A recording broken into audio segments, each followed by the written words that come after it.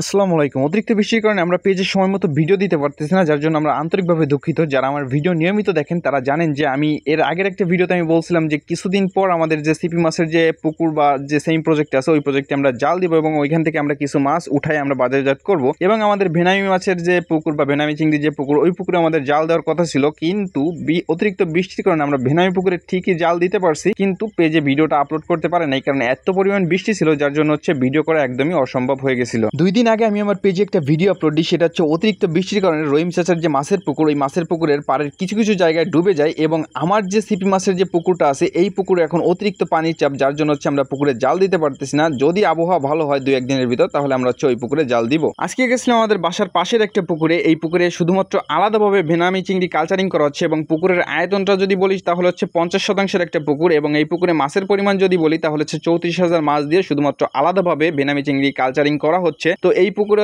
আজকে প্রথম জাল দেওয়া হয়, তো আমরা দেখতে যাই যে মাছের প্রোডাকশন কেমন ছিল এবং মাছের গ্রোথ কেমন ছিল এবং এই পুকুর থেকে প্রথম জালে কত কেজি মাছ হারভেস্ট করা হয়েছে, এই পুরো বিষয়গুলো আপনাদের সাথে শেয়ার করব। প্রথমেই বলি, এই যে পুকুরটা দেখতে পাচ্ছেন এই পুকুরে যে ভেনামি চিংড়ির পোনা দেওয়া হয়েছে এটা সম্পূর্ণ ইন্ডিয়ান ভেনামি চিংড়ির পোনা এবং মাছের বয়সের কথা যদি বলি তাহলে 3 মাস 10 দিন ছিল মাছের বয়স। এবং একটা মজার বিষয় আছে, এই পুকুরে কিন্তু সম্পূর্ণ আলাদা প্রসেসে ভেনামি চিংড়ি চাষ করা হচ্ছে। গলদা চিংড়ি বলেন, ভেনামি চিংড়ি বলেন, আমরা সাধারণত ফিড খাওয়াই, সয়াবিন খাওয়াই, ভুসি খাওয়াই, এই ধরনের খাবার খাওয়াই, কিন্তু এই পুকুরের খাবারের প্রসেসটা সম্পূর্ণ ছিল ভিন্ন। এই পুকুরে প্রথম 1 মাস মাছের যখন বয়স ছিল তখন ফিড খাওয়ানো হয়েছে, সকালে 10 কেজি এবং রাতে 10 কেজি ছিল। এবং প্রথম 1 মাসের পর যখন দ্বিতীয় মাসে মাছের বয়সটা গেছিল, মানে মাছের বয়স দ্বিতীয় মাসে যখন পড়ছে তখন আমরা বাজার থেকে যে আলু কিনে রান্না করে খাই এই আলু কিন্তু জাস্ট সেদ্ধ করে কুচি কুচি করে কিন্তু প্রতিদিন 20 থেকে 25 কেজি আলু কিন্তু এই পুকুরে দেওয়া হয়েছে এবং ভেনামি চিংড়িকে খাওয়ানো হয়েছে। আমার কথাগুলো শোনার পর অনেকে আমাকে পাগল বলবেন, কিন্তু আমি আপনাদের বলবো যে আপনাদের যদি কারো স্বচক্ষে